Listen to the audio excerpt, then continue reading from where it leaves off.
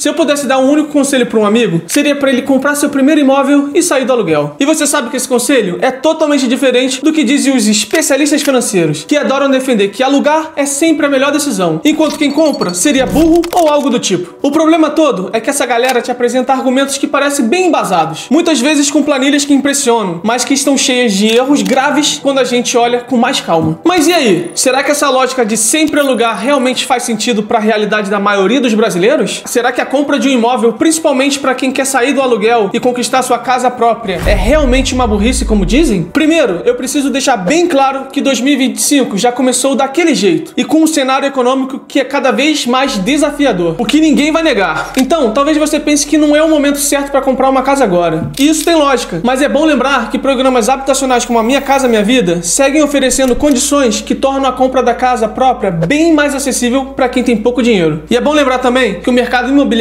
tem questões que os defensores do aluguel ignoram ou simplificam, sejam por falta de conhecimento ou para tentar manter um argumento que não se sustenta sozinho. Quer ver só um exemplo? Quando eles comparam a compra de uma casa com o investimento em fundos imobiliários, muitas vezes partem de situações que não refletem o dia a dia do brasileiro. Eu tenho certeza que você já viu algum deles falando que com 400 mil reais você pode gerar uma renda mensal de 1%, que seria 4 mil reais, e com isso daria para você pagar um aluguel e ainda revestir uma parte. Ouvindo assim parece até a solução perfeita. Mas aí eu pergunto, quem você conhece que tem 400 mil reais agora totalmente disponíveis para aplicar de uma vez só? E indo além, será que esses cálculos consideram os aspectos emocionais envolvidos, como a segurança de não depender de pagar aluguéis que só aumentam? Ou então, quem garante que uma pessoa que nunca investiu realmente vai ter disciplina para manter o dinheiro aplicado ao invés de ir para Disney e torrar 50 mil reais já nas próximas férias? Será que essa pessoa vai conseguir ver a cota dela que ela pagou 100 reais ir para 60 reais e não querer vender, perdendo assim um baita dinheiro? É por isso que nesse vídeo vamos discutir com calma, porque essas comparações simplistas entre morar em um imóvel próprio e investir não se sustentam quando colocadas na prática. Mas antes, se você já estiver gostando, já deixa seu like no vídeo, já se inscreve no canal para seguir acompanhando os outros vídeos sobre finanças e investimentos aqui no canal. Agora vamos voltar para aquele exemplo que eu citei de 400 mil reais investido. Você pode receber uma renda de 4 mil reais por mês, mas essa comparação já começa errada, porque ela ignora completamente a realidade da maioria dos brasileiros, que não tem essa quantia parada na conta. É por isso que quem compra um imóvel normalmente faz um financiamento, pagando parcelas pequenas ao longo de vários anos, e não à vista, principalmente com a taxa de juros atual. Inclusive, muitas vezes acontece da parcela do financiamento ser menor do que o aluguel. Isso é bem comum e já vai de cara trazer um alívio no orçamento. Outro detalhe que a maioria não percebe é que quando esses coaches falam de 1% de rendimento todos os meses, eles não explicam que para isso acontecer, o dinheiro teria que estar investido em ativos que focam quase exclusivamente na geração de renda e não na valorização. E você sabe o que isso significa? Depois de 10 anos, aqueles 400 mil reais provavelmente seriam apenas 450 mil. Ou seja, o dinheiro teria perdido valor frente à inflação. Já os imóveis tendem a se valorizar acima da inflação. Ou seja, o que você comprou hoje por 400 mil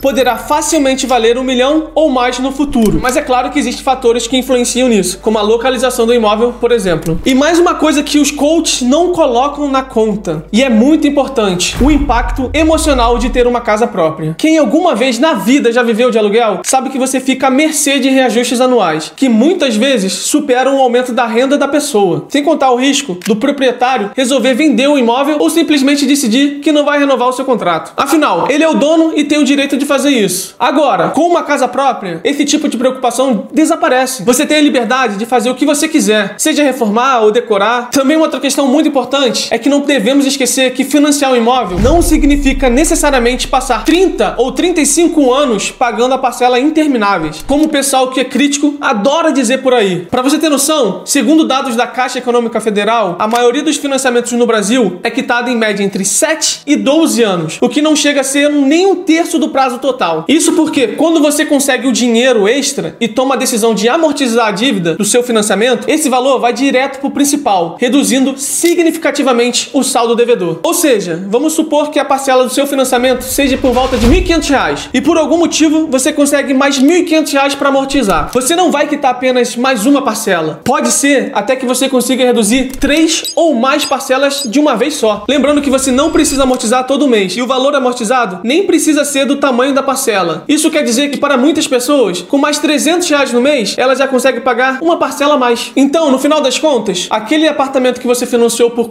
420 meses, que seriam 35 anos, pode ser quitado muito antes que os alarmistas gostam de falar. Porém, a grande vantagem para quem tem uma renda menor é fazer a compra do imóvel por meio do programa habitacional do Minha Casa Minha Vida, que funciona justamente para ajudar quem tem menos dinheiro a conseguir a casa própria. Por exemplo, dependendo da sua faixa de renda, você pode receber subsídios de até R$55.000 para ajudar a compra do imóvel, além de juros muito mais baixos comparado com o financiamento comum. E sendo que não é só isso, a gente sabe que muitas construtoras, especialmente aquelas focadas nas classes mais baixas, ainda parcelam a entrada em várias vezes, de forma que você pode começar a pagar enquanto o imóvel ainda está sendo construído. E aí um ou outro pode falar que esses imóveis que fazem parte do programa são ruins e não oferecem qualidade. Mas para quem está comprando o primeiro apartamento, eles são uma ótima porta de entrada. Afinal, o programa já evoluiu bastante. Hoje, é comum encontrar opções com piscina, academia, quadra esportiva e até espaço para cinema dentro do condomínio, por preços que são acessíveis. E mesmo se você não conseguir algo tão completo, ainda terá um patrimônio próprio que pode ser alugado no futuro, garantindo uma renda extra ou possibilitando um upgrade de um imóvel maior, que aí você vende esse primeiro apartamento e usa esse valor como entrada de um outro apartamento maior, ou uma casa, quem sabe. Mas sabe o que os gurus fazem? Eles pegam o preço dos imóveis novos em bairros nobres, como apartamentos na Vila Olímpia ou na Avenida Paulista, e usam isso como referência para dizer que comprar um imóvel é um péssimo negócio. Só que na prática, a maioria das pessoas começa por imóveis em regiões de subúrbio, onde os preços são bem menores. Bruno, eu entendi o que você falou, mas no financiamento eu não vou pagar 2, 3 vezes o valor do imóvel? Calma lá, pequeno gafanhoto. Existe um ponto em relação a isso que precisa ser melhor comentado, que é a valorização dos imóveis ao longo do tempo. Eu sei que muitas pessoas ainda pensam que se você financiar um imóvel, você estará pagando 2 ou até 3 vezes o valor original do imóvel por causa dos juros. Isso pode até ser assustador, mas deixa de ser um problema quando você considera que em 30 anos o imóvel também terá se valorizado. Algumas vezes, dependendo da localização e do imóvel, ele pode chegar a valer 3 ou 4 vezes o preço que você pagou inicialmente. Então, aquele apartamento financiado por R$400.000 pode estar custando R$1.200.000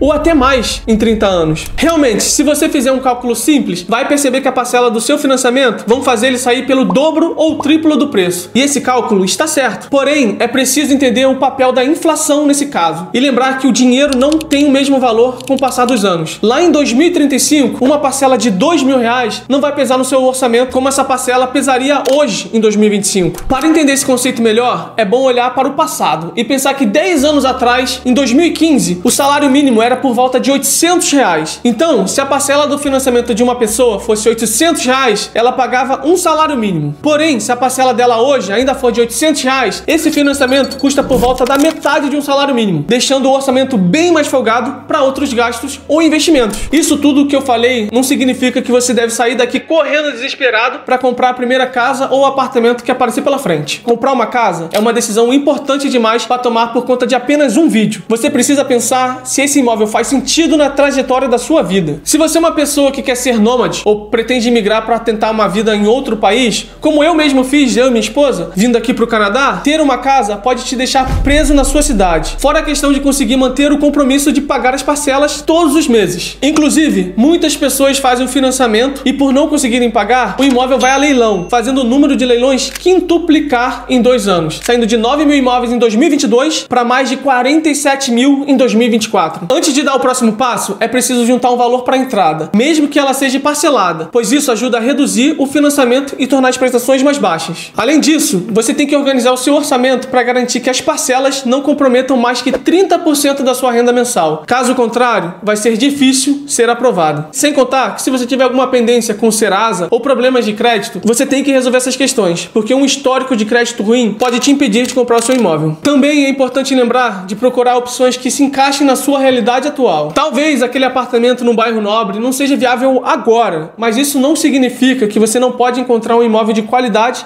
bem localizado e por um bom preço. Eu sei que comprar um imóvel não é fácil e é bem burocrático, para te dizer a verdade. Mas com um pouco de disciplina e organização, você consegue dar esse grande passo ainda em 2025. Mas, de novo, não se trata de fazer algo por impulso, mas de iniciar um planejamento para sair do seu aluguel e começar a construir um patrimônio que será seu no futuro. Mas também não dá para você ficar só na teoria. É preciso começar dentro das suas possibilidades e, com o tempo, ir evoluindo para imóveis maiores ou em localizações mais estratégicas, se esse for o seu objetivo. E aí, falando da sua experiência pessoal, você acha que vale mais a pena alugar ou financiar um imóvel? Deixa aí nos comentários. Te vejo no próximo vídeo.